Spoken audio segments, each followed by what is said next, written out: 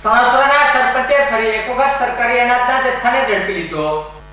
ભાવનગર જિલ્લાના ગામમાં રૂપિયાની લાલચ આપી વચેટિયાઓ મારફત દ્વારા સરકારી અનાજનો જથ્થો લોકો પાસેથી એકત્ર કરવામાં આવતો હોય છે, જે જથ્થો મોટા વેપારીઓ અને સરકારી અનાજના સોદા કરતા અનાજ માફિયાઓ સુધી વેચવામાં આવતો હોય છે।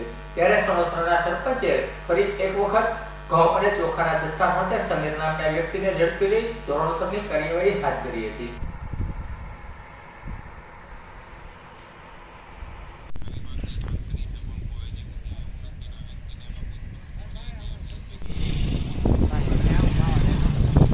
કાંઈ બોલતો જ નથી। હા સરપંચ આપો સરપંચ આપ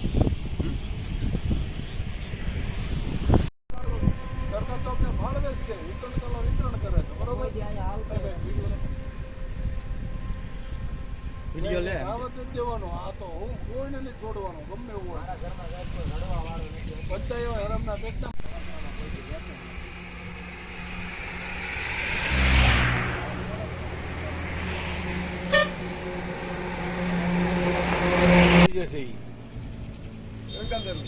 પાલિકામાં સેવા કોઈ ન હોય। રવિભાઈના ભાઈ છો રવિભાઈ હા રવિભાઈ અમારા ફોનના ગલ્લે બેઠે થોડા હા